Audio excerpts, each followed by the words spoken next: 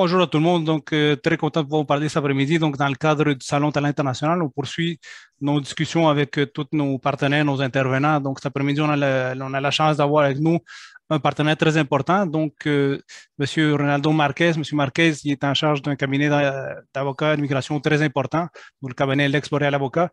Donc, dans le cadre du salon qui va tenir le 24, 25 et 26 mai à Laval, ça va être un des partenaires principaux qui va s'occuper de toutes les démarches. Donc, Ronaldo, très content de pouvoir te parler cet après-midi. Merci beaucoup de m'avoir invité. Ça fait toujours plaisir de pouvoir collaborer avec Talent International.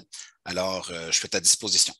C'était juste une transition naturelle. Je pense effectivement, quand on est immigrant, qu'on a dit ben, l'immigration fait toujours partie des discussions qui sont autour de nous dans la communauté.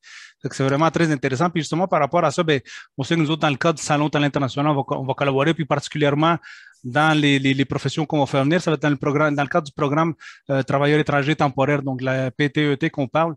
Est-ce que tu peux nous donner une idée pour les gens qui connaissent un petit peu moins le programme? Qu'est-ce que ça implique? Quel est le processus? À partir du moment qu'une entreprise décide de recruter un travailleur étranger, quel est votre rôle comme cabinet? Alors, il faut comprendre une chose, c'est que de manière générale, seul un Canadien, un citoyen canadien ou un résident permanent est autorisé à travailler au Canada. Alors, comme tout principe général, il y a des exceptions. Et lorsque, par exemple, l'une des exceptions, c'est lorsqu'une entreprise canadienne ou québécoise est confrontée à une pénurie de main-d'œuvre et n'est pas en mesure de recruter un Canadien ou un résident permanent localement, à ce moment-là, à certaines conditions, ils peuvent être autorisés, ces entreprises-là peuvent être autorisées à recruter ce qu'on appelle un travailleur étranger temporaire. Alors, de manière générale, ce que l'employeur doit démontrer qu'il est confronté à une pénurie de main-d'œuvre.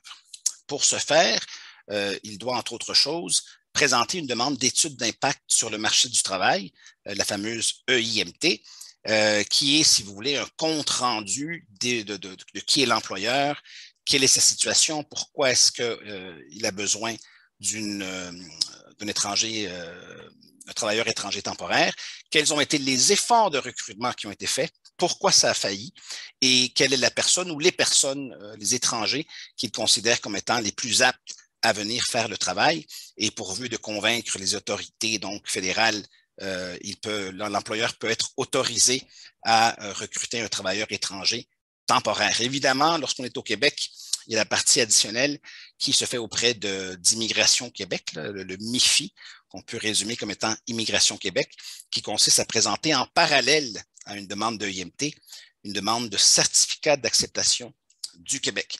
C'est un processus qui peut prendre généralement entre 6 à 9 mois, tout dépendamment là, si le ressortissant étranger est originaire d'un pays qui requiert d'un visa ou s'il est exempté d'un visa, par exemple, il y a certains pays comme les Mexicains qui requièrent d'une autorisation de voyage électronique.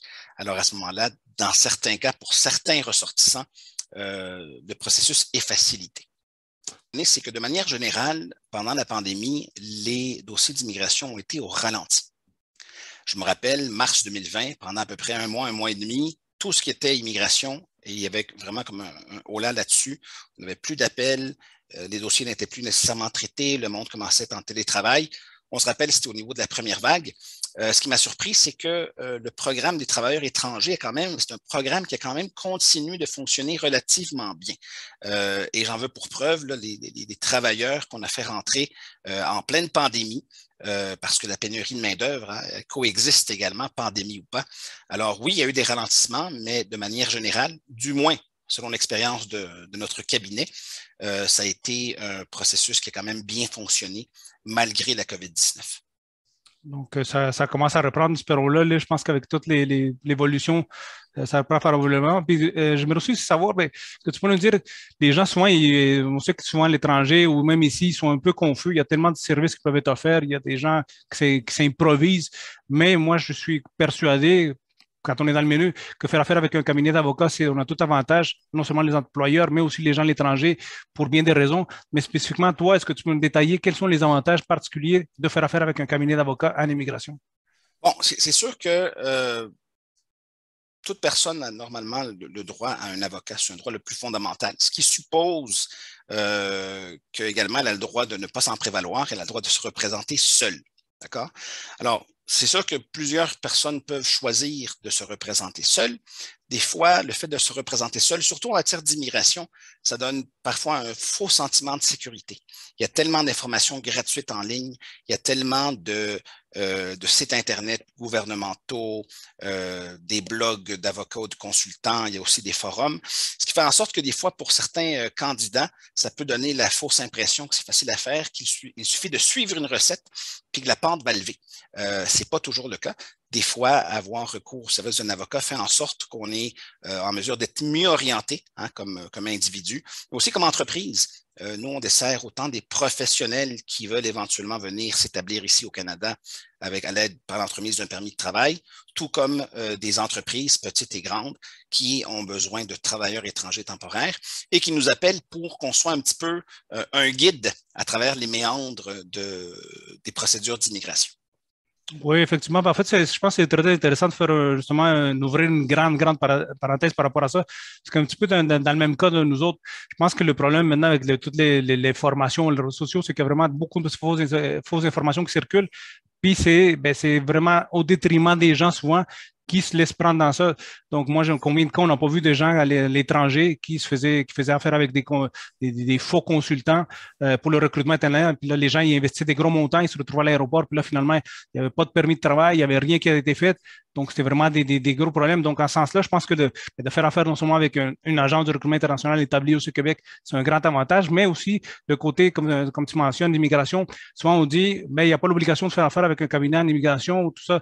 N'importe qui pourrait le faire. Mais je pense que c'est vraiment très risqué. Je pense que c'est une démarche.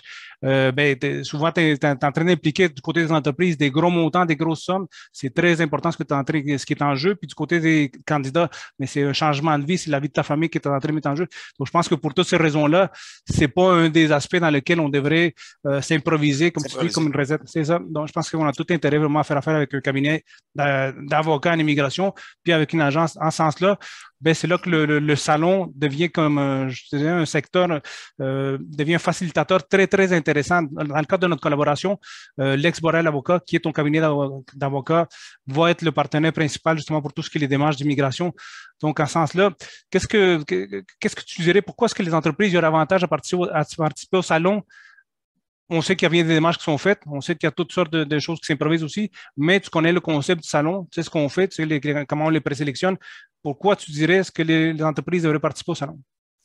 Bien, tout d'abord, pour répondre plus directement à ta question, pourquoi faire affaire avec un cabinet d'avocats, on pourrait le répondre en disant que c'est parce que souvent, c'est des avocats ou des professionnels qui savent ce qu'ils font, qui ont l'habitude, ça peut être beaucoup plus facile de naviguer à travers les méandres de l'administration publique et du droit de l'immigration. C'est un peu le même motif pour lequel participer au salon est quelque chose d'intéressant parce qu'il y a là des professionnels non seulement du recrutement, mais également des professionnels du droit. Et je pense qu'avant toute chose, et je reviens un petit peu là-dessus à mes amours journalistiques, c'est que l'information est très importante. Avant de s'embarquer dans une procédure, c'est d'aller chercher la bonne information à la bonne place. Et j'estime que participer à un salon pour tant les professionnels que pour les entreprises est un bon point de départ pour aller chercher les renseignements importants qui vont faire en sorte qu'ils vont pouvoir non seulement en savoir plus de comment faire la procédure, mais aussi être mis en contact avec les bons professionnels qui vont pouvoir les aider tant au niveau du recrutement qu'au niveau du droit. Et je tiens à te remercier par le fait même là, de l'invitation à participer au salon et de parler aussi bien de notre cabinet. On est un petit cabinet là, de 9 personnes, un cabinet boutique, c'est un mot fancy pour dire un cabinet qui est ultra niché en matière d'immigration. En fait, nous, on fait 3 choses, à savoir l'immigration et de l'immigration, et plus particulièrement économique, des permis de travail. Donc, tout ce qu'on va voir au salon, c'est quelque chose avec lequel on est très familier au niveau de l'immigration et on a très hâte d'y participer pour également faire la rencontre des autres partenaires et évidemment des entreprises et des travailleurs intéressés à obtenir un permis de travail. Écoute, moi, je pourrais dire, nous, on est présent en Europe francophone, beaucoup, Amérique latine, et puis notre participation au dernier salon en fait en sorte que de plus en plus l'Afrique de l'Ouest cognent à notre porte. Alors, on a beaucoup de demandes désormais de candidats qui viennent de ces pays-là francophones et qui sont des personnes ultra qualifiées qui viennent ici pour se renseigner à savoir comment obtenir un permis de travail, mais également qui ont déjà des offres d'emploi avec des compagnies locales et puis qui disent, ben, écoutez, en Afrique ici, il y a très peu d'avocats qui sont présents ou de consultants qui sont présents ou crédibles.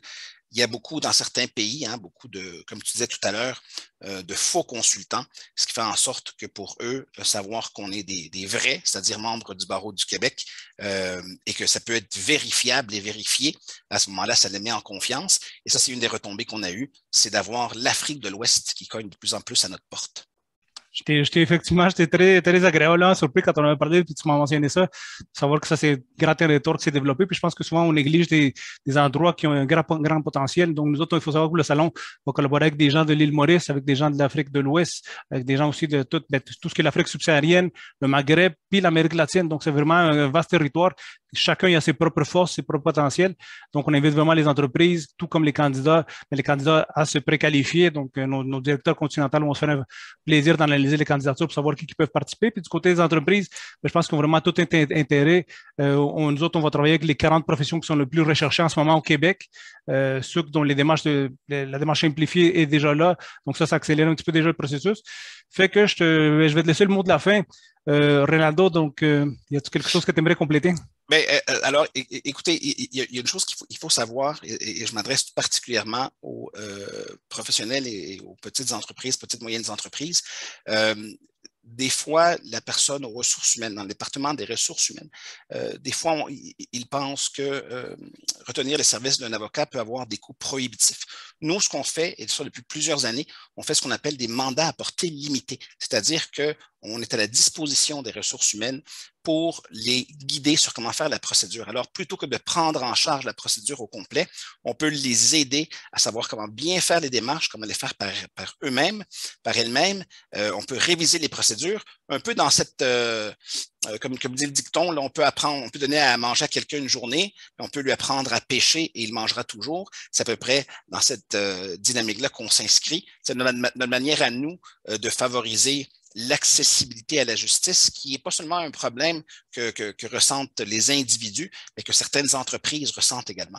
Alors, nous, faire des mandats à portée limitée, des services de révision de procédures, est un service qui nous fait plaisir à rendre. Alors, à ce moment-là, ça devient un peu le meilleur des deux mondes. La personne a accès à des services d'avocat sans nécessairement payer le plein prix, et souvent, le résultat est le même. Alors, tout à fait. on espère positif. Effectivement, mais pour toutes ces raisons-là, on invite les gens à participer au salon qui aura lieu, on répète encore une fois, le 24, 25 et 26 mai à Laval. Donc, je pense que c'est un salon qui a un grand potentiel. Puis, on va annoncer aussi au cours des prochaines semaines une autre région dans laquelle on va voir aussi des herbiers à l'automne. Donc, le projet est en train de grandir d'une belle façon. Je pense que le Québec en a besoin. C'est quelque chose qui répond à un besoin précis. Puis, dans ce sens-là, ça a été un plaisir de pouvoir te parler cet après-midi, Ronaldo. On invite les gens aussi à visiter le site Internet. Donc, est-ce que tu veux laisser les coordonnées rapidement aux gens pour ton courriel? Oui. www.lexboreal.ca, donc lexboreal.ca. Vous allez trouver nos coordonnées là-dessus et les personnes intéressées peuvent toujours bénéficier d'un 10-15 minutes d'un appel préliminaire tout à fait gratuit pour mesurer à peu près leurs options. On donne évidemment des renseignements d'ordre général, pas des consultations lors de cet appel préliminaire. Et c'est une autre manière à nous de promouvoir ce qu'on appelle l'accès à la justice. Bon, merci à vous de participer. On est très, très content de pouvoir collaborer avec ton cabinet, avec Lex Boreal Avocat, on répète. Et pour les gens aussi qui vont vouloir participer au salon, qui veulent, pour les candidats à l'étranger, ce serait le contact talentactif.ca. Donc, vous pouvez nous écrire, puis on va vous acheminer au directeur continental de la région en particulier.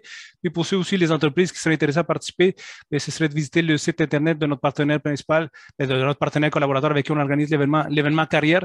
Donc, il y a l'onglet Salon Talent International. Il y a tout le formulaire d'inscription ou visiter aussi le site Internet de talentactif.ca. Vous allez trouver toute l'information. Fait que sur ce, c'est un agréable plaisir de vous souhaiter une bonne journée à tout le monde. Puis à très bientôt, Ronaldo. Merci, à bientôt, José. Bye bye.